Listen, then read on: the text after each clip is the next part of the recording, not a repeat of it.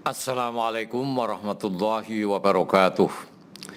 Bismillahirrahmanirrahim. Alhamdulillahirabbil alamin wassalatu wassalamu ala asyrafil anbiya wal mursalin sayyidina wa maulana Muhammad wa ala alihi wa ashabi ajmain. Amma ba'du. Selamat bertemu kembali dengan saya Muhammad Ajib di channel Kampung Ilmu. Channelnya orang-orang yang tidak lelah mencari ilmu. Pada kesempatan ini saya ingin meneruskan pelajaran ilmu mantek. Pada pelajaran yang lalu kita sudah mempelajari dan membahas apa itu tasawur, tasdik, dan dalalah dengan seluruh macam-macamnya. Sebelum kita melanjutkan pelajaran berikutnya, saya akan mengulang secara ringkas bab dalalah. Meskipun sudah kita pelajari, tidak ada jeleknya saya ulang sebentar. Jadi lihat di monitor ini, dalalah ada dua, lafziyah, ghairu lafziyah. Lafziyah berupa ucapan, ghairu lafziyah bukan berupa ucapan. Lafziyah dibagi menjadi tiga, ada akliyah, tob'iyah, wad'iyah. Begitu pula ghairu lafziyah dibagi menjadi tiga, ada akliyah, tob'iyah, wad'iyah. Kemudian dalalah lafziyah wad'iyah ini ada tiga macam. Satu mutabaqiyah, dua tadhammuniyah, dan yang ketiga iltizamiyah. Di antara sekian dalalah ini yang dibahas di dalam ilmu mantek hanyalah dalalah lafziyah wad'iyah. Yang dibahas di dalam ilmu mantek adalah dalalah lafziyah wad'iyah, di mana wad'iyah itu meliputi mutabaqiyah, tadhammuniyah, iltizamiyah. Dan dalalah dibagi menjadi dua, lafziyah, ghairu lafziyah. Yang menjadi bahasan ilmu mantek hanya dalalah lafziyah wad'iyah. Selain itu tidak dibahas. Contoh wad'iyah itu memang buatan manusia, artinya itu sudah dibakukan. Itu al-insan menunjukkan hayawanun natek. Tabi'iyah itu bersifat natural seperti rintian, itu menunjukkan sakit. Akliyah itu berdasarkan jalan pikiran logis kita. Ini sudah kita pelajari, ya kita ulang sebentar yang ini. Aqsamud dalalah al-wad'iyah al-lafziyah.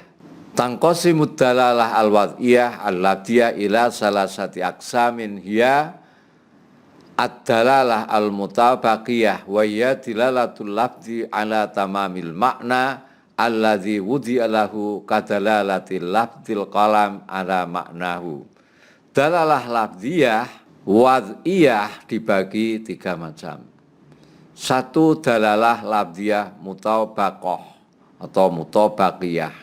Dalalah artinya petunjuk, lafziyah artinya berbentuk lafaz atau ucapan atau suara, mutabaqah artinya sesuai atau selaras antara lafaz dan maknanya itu pas, sesuai makna aslinya. Dengan demikian dalalah ini bisa kita pahami sebagai penunjukan suatu lafaz atas makna utuh yang dibakukan untuk lafal tersebut. Jadi lafal itu dimaknani sesuai dengan pertama kali lafaz itu diciptakan. Yang kedua dalalah at-tadhammuniyah. Wa hiya dalalatul lafzi ala juz'il makna alladzi wudi'a lahu. Dalalah artinya petunjuk, lafziyah artinya berbentuk lafaz, tadhammuniyah artinya kandungan atau meliputi, termasuk menyiratkan, mengasumsikan. Jadi kalimat itu bisa diasumsikan ke sesuatu yang lain. Dengan demikian dalalah lafziyah tadhammuniyah adalah petunjuk suatu lafaz atas bagian makna yang terkandung dalam lafal tersebut. Contoh kata rumah. rumah ya seperti yang kita lihat, kita diami itu. Tapi makna yang kita maksud dari kata rumah tersebut hanya sebagian maknanya. Jadi kita menggunakan kata rumah, tapi yang kita maksud hanya pintu dan dindingnya. Misalnya percakapan ini. Kang Zen sampean nak lega tulung jetno omahku ya. Ya, ngecat rumah di sini itu masa Kang Zen mau ngecat lantainya atau atapnya, tentunya hanya dindingnya. Itulah yang disebut dengan tadhamuniyah. Dan yang ketiga dalalatul iltizamiyah. Wa hiya dalalatul lafzi ala maknan mulazimin lil makna alladzi wudi'a lahu kadalalatil lafzi tawalat qalam. Dalalah lafziyah iltizamiyah. Dalalah artinya petunjuk, lafziyah artinya berbentuk lafal, iltizam artinya memiliki keterkaitan atau luzum. Dengan demikian, dalalah lafziyah iltizamiyah adalah dilalah suatu lafaz atas makna lain di luar arti asli lafal tersebut, tapi masih memiliki keterkaitan atau luzum. Jadi maknanya lafaz itu sudah di luar. Tetapi ketika lafaz itu dikatakan, maknanya itu, makna luar itu tersangkut pula. Contoh, sholatlah tahajud minimal 3 kali dalam sepekan. Perintah sholat di sini maknanya bukan hanya aqwalun wa af'alun muftatahatun bitakbir dan seterusnya, itu bukan. Sholat perintah di sini maknanya ya perintah wudhu, menutup aurat, dan lain sebagainya yang terkait dengan sholat tersebut. Misalnya kita jual tanah, tentu terkandung di dalamnya adalah surat tanah. Pena, tentu di dalamnya terkandung dengan tintanya. Nah, atau kata-kata le, tumbas sekule, sekul, ya saklawe, iku lazime. Masa tuku sego, le tuku segone, terus digawe sego putih. Karena lauk itu, lawoi itu merupakan sesuatu yang mempunyai kaitan erat. Walaupun lawoh itu tidak nasi dan nasi itu tidak lawoh, tapi mempunyai keterkaitan.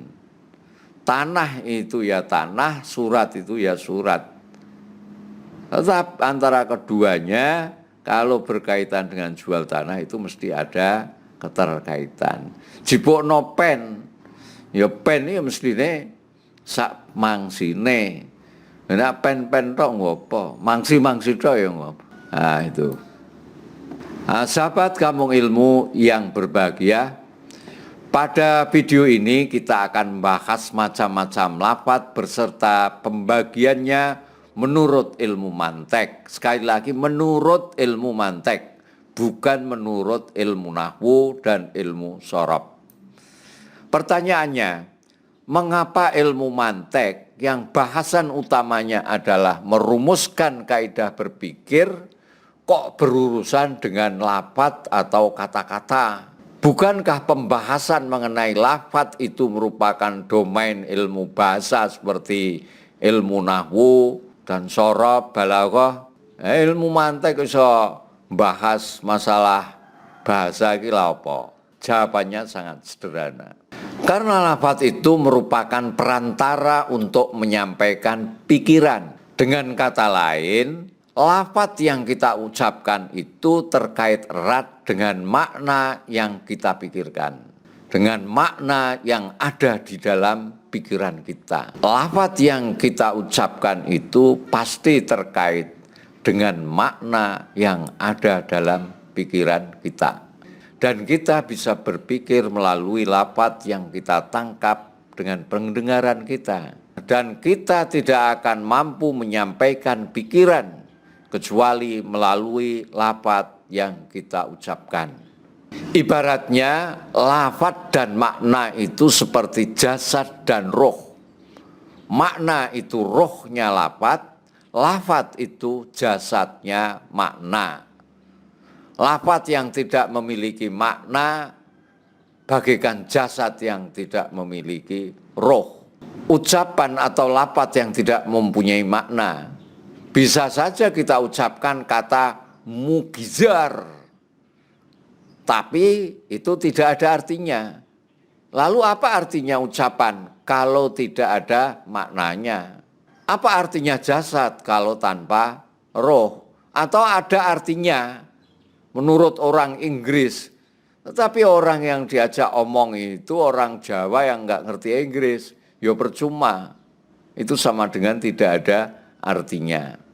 Dan setiap makna yang tidak memiliki lafadz, tidak memiliki ucapan, bagaikan roh tanpa jasad. Contoh, dalam pikiranmu ada sesuatu, katakan sebuah gagasan, tapi sesuatu itu tidak kamu ucapkan.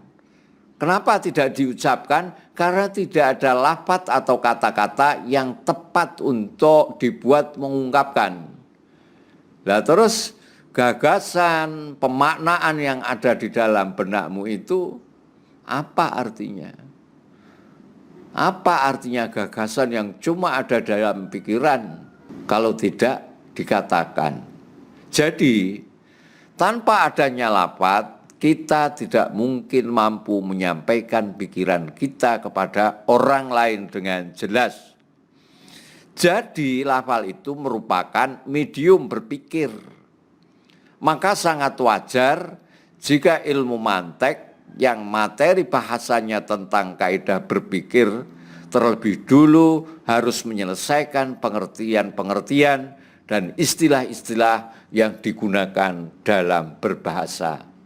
Kita tidak akan mampu berpikir dengan benar kecuali jika lafadz dan tata peristilahan yang kita gunakan itu tepat dan benar.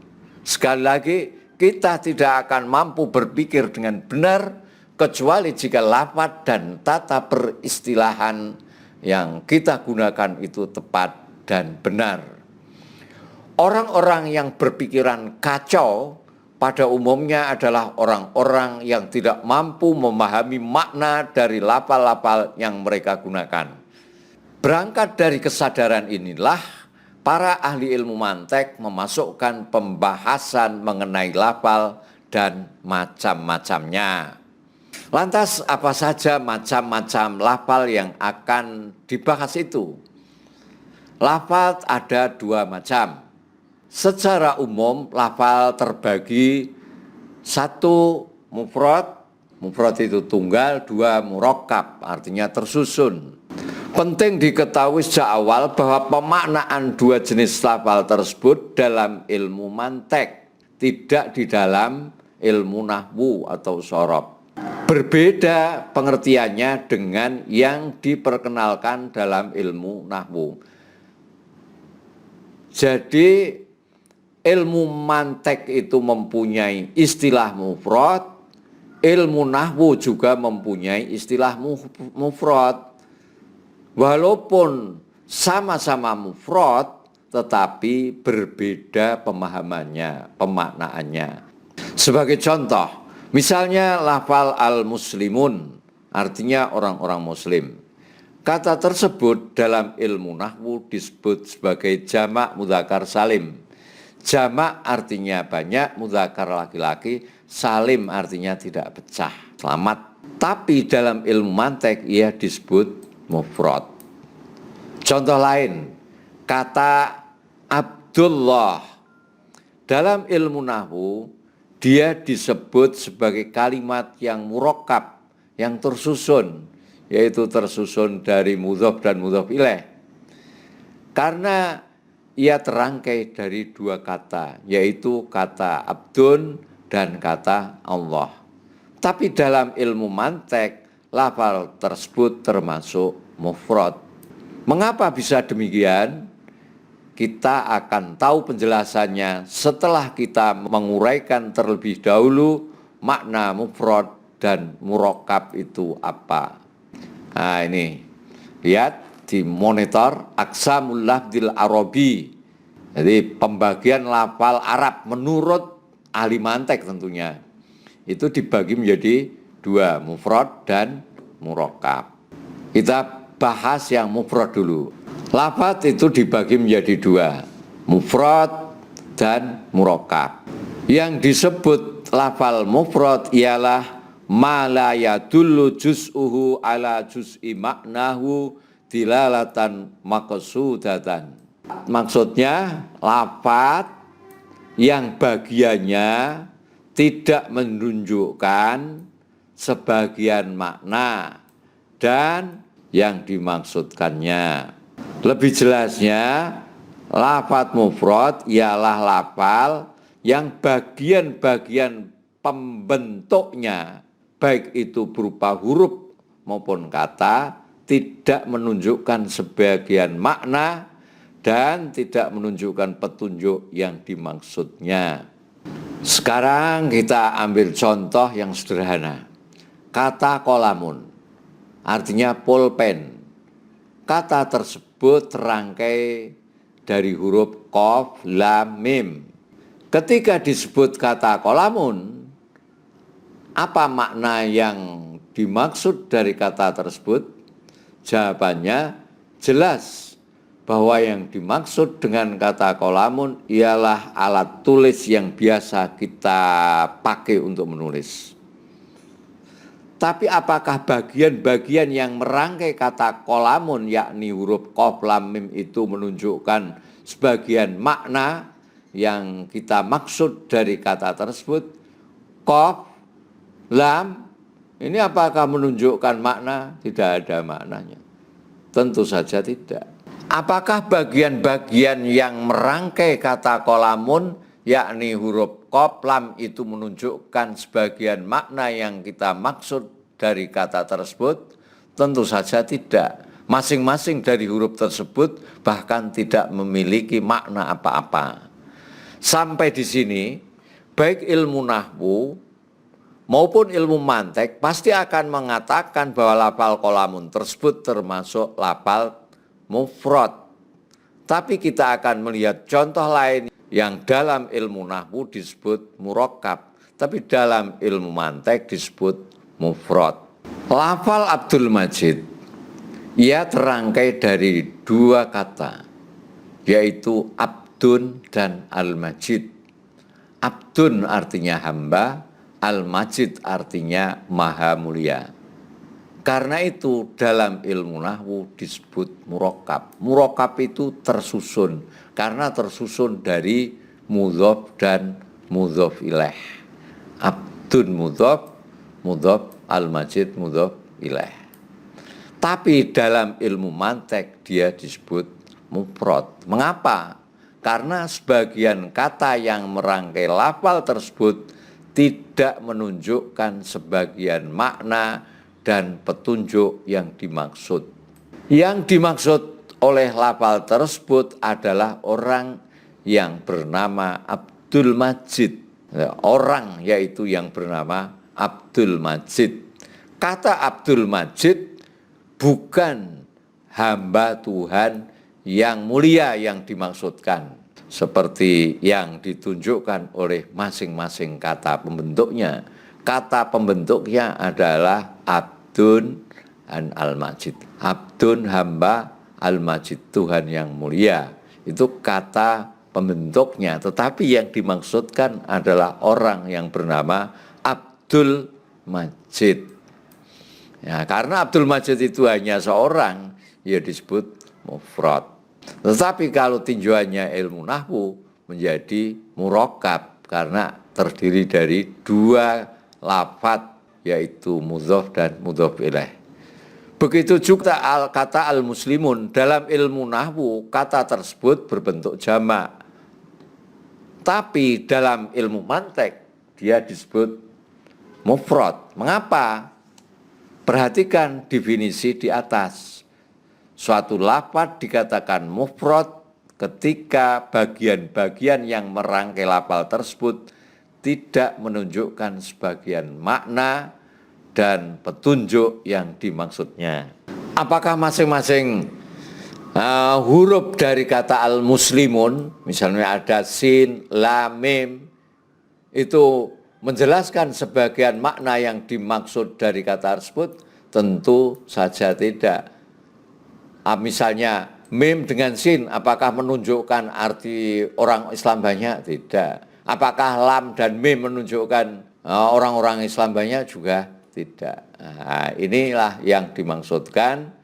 Bagian-bagian yang merangkai lafal tersebut tidak menunjukkan sebagian makna dan petunjuk yang dimaksud. Karena itu disebut mufrad. Sekalipun di dalam ilmu nahwu disebut jamak.